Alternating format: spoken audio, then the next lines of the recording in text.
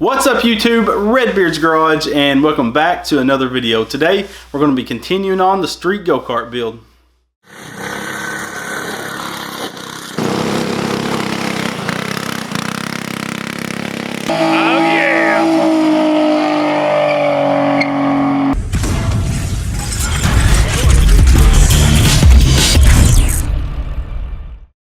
So the street go-kart build keeps fighting us all the time, but we're going to push on. Today we're going to finally get to hear that exhaust rumble, and it does sound pretty nice. I have rode this thing a little bit before this episode, and she's not running right, but we're going to try to fix some of those gremlins and see what we can make of her.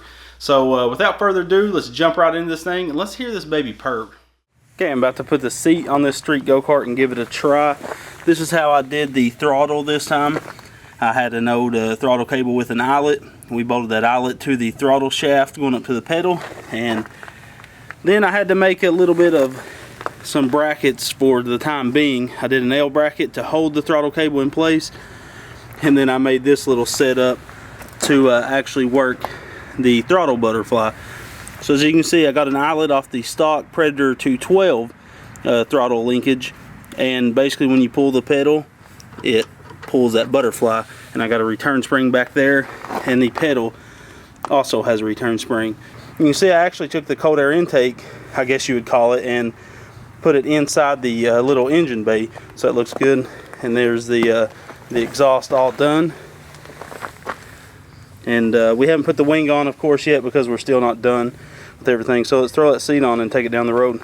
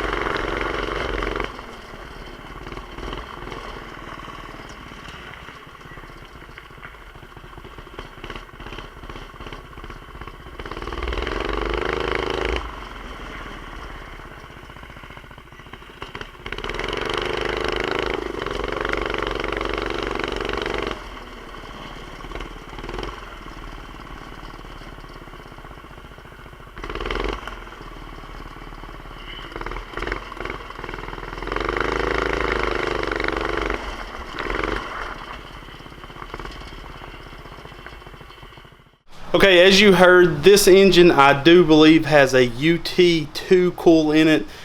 The UT2 coil has a built-in rev limiter. As you heard, once we got probably around 4,000 RPM is when the engine held itself back.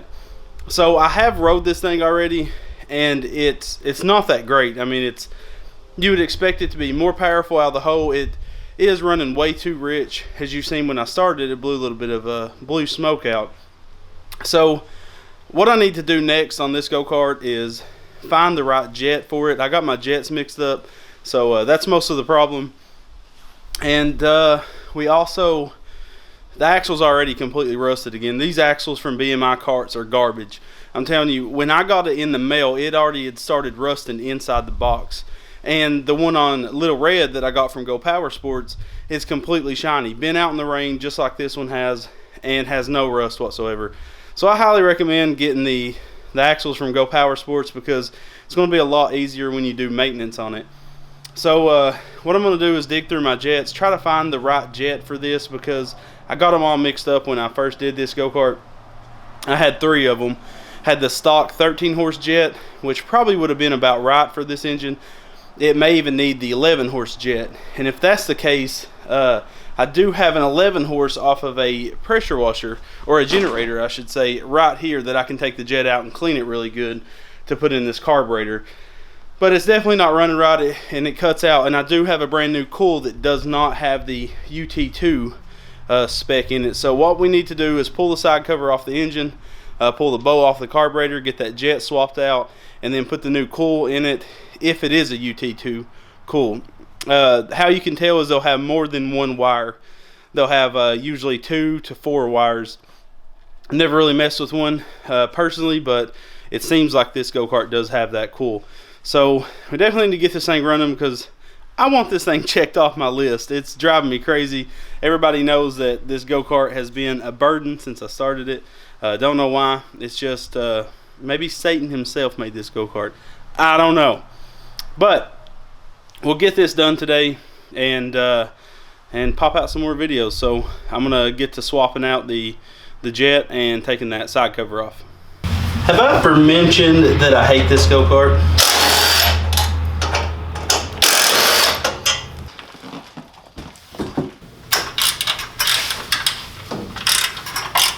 If y'all remember, we did take the governor off this, so it was pretty surprising how it was acting. It didn't have much top end or takeoff, so I'm really hoping that this fixes our problem. Seems like we got one more holding it.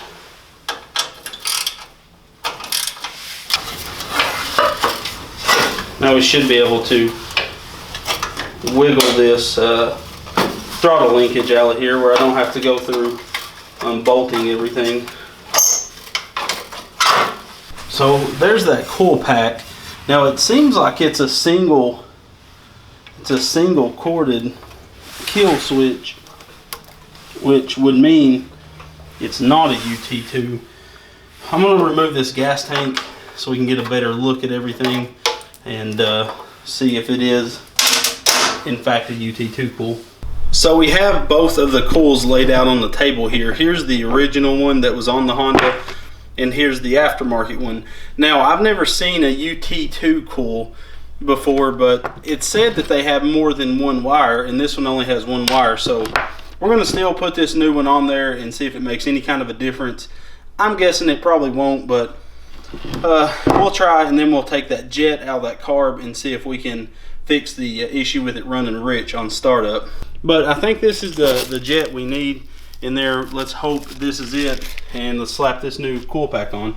Okay, so I have that new coil pack all installed. I can't remember the gap you're supposed to leave in between the coil and the flywheel, but I always use just a simple business card.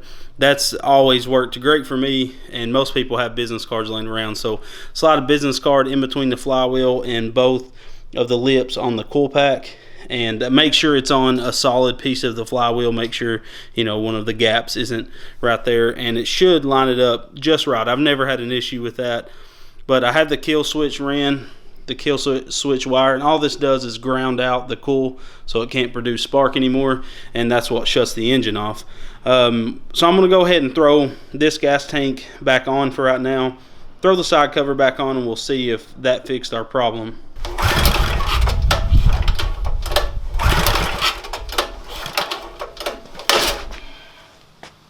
Never ceases to amaze me. Pull cord just broke. Okay, now that I got my pouting over with, we're going to replace this pull cord. The only bad thing about how I rigged on this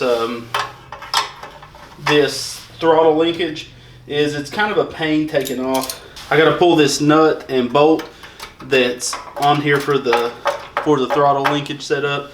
Got to pull it off to get to the bolt that I put in the bracket, which is no big deal. No big deal at all. It's just a pain to have to do all this. And luckily, I had a new pull cord sitting on the shelf from where I had to replace the pull cord in a four-wheeler that I had put up for sale. Now I should be able to get to that nut under this bracket right here with a socket. Can't really remember what size. And it looks like 14 will fit it. So I'm going to get this old rope all removed out of here, and there's a knot tied in it, if you can see right there. Then we'll just pull the rope out of there and then basically wind it all up, slide the rope in, tie a knot, and then once we release it, it'll suck all the rope in, and then we can trim it as needed. Sometimes with this rope being on here so long, they're kind of a pain getting off there, but you know, it ain't nothing you can't do.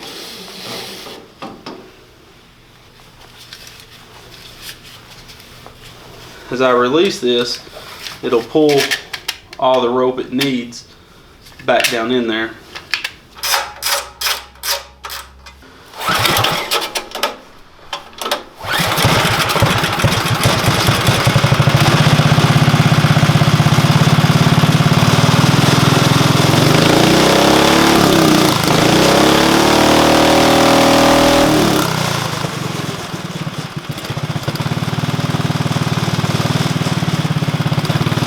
Okay, so I let it run completely out of gas so I can pull that bolt off, and I'm going to put this other jet in it because I think it's going to work better, because I got my jets mixed up on this old junker.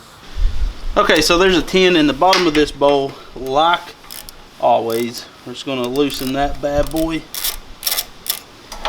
let any gas drain out right on the garage floor. Keeps the concrete clean.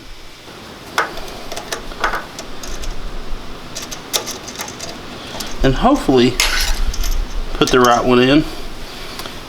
This is the emulsion tube, and then you got your main jet that sits right under that. So I'm gonna grab the new one and let's hopefully fix this problem. Rare occasion, I just got done working on the street go-kart and Lonnie shows up, so yeah, that never happens ever. I think the problem is it's running lean. I don't know why it would be running lean. I should have the right jets in it. I don't. It's blowing my mind. I don't know what the deal is with it. But I am going to pull the plug, because if your spark plug, if your motor's running rich, your spark plug should be black. And if it's running lean, it should have a white color to it, like it's kind of burning up the end of the spark plug. So that's the next thing. We're going to pull the plug, see what it looks like. You like this 7-foot extension? That's how you do it.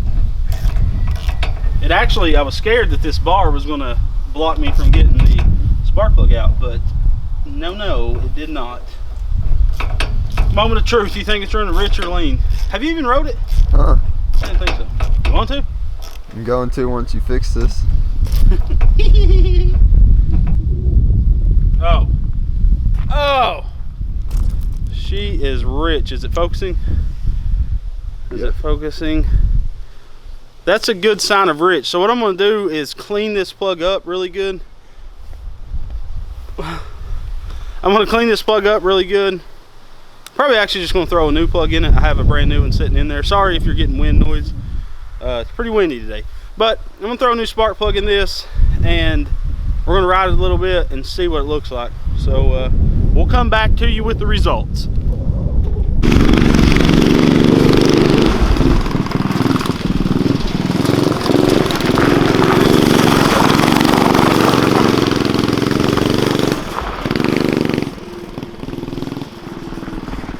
I mean, it's fun, but it should be a lot better.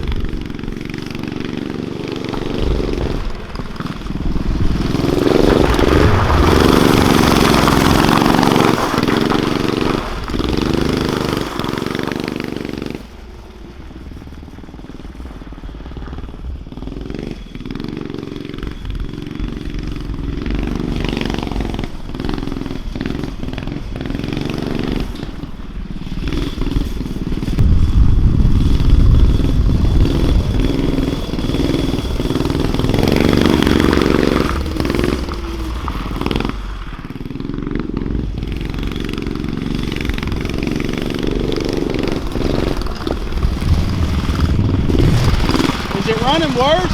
Huh? Is it running worse? I don't know how it was running before. No, I mean, like, it seemed like when you first got on, are you just not giving her as much? No. Okay, give her!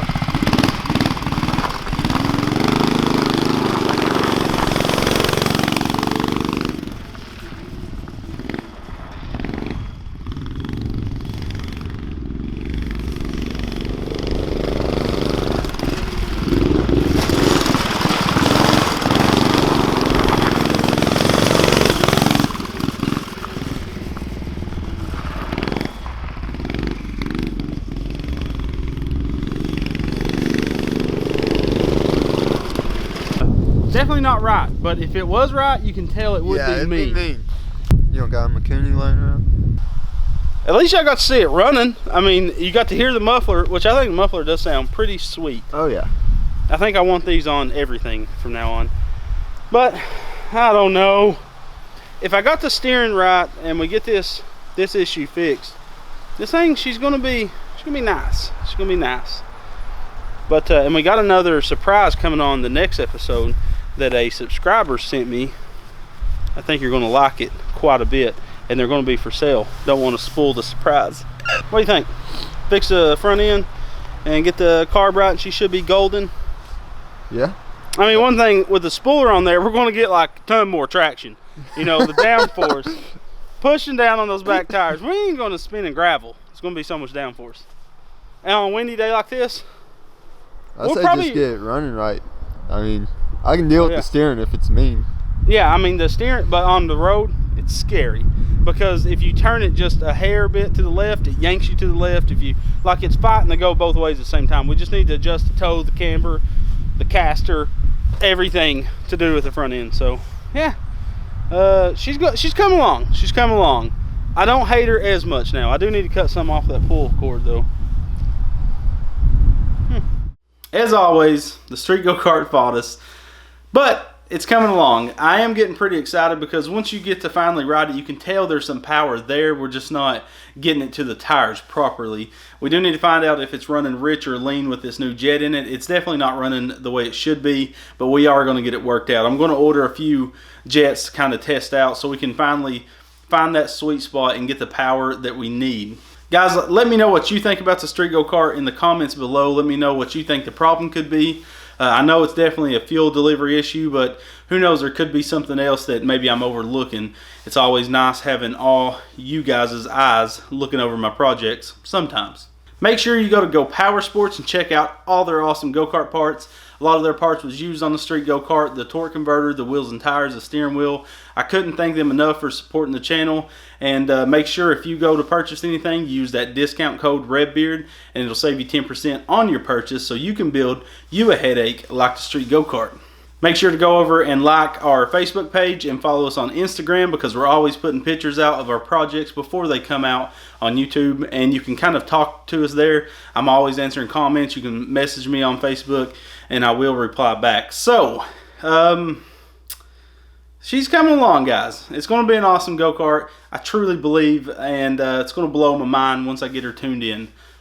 It should, because Little Red does, and we got double the power on this thing. Roundabouts. Guys, please don't forget to like, comment, and subscribe. Tell your friends, share these videos, help us grow even bigger. At 50,000 subscribers, I have decided to build a go-kart and give it to one of you lucky subscribers. So make sure to help us grow so maybe you can win that go-kart. And as always, don't forget to come back to Redbeard's Garage. I'm out.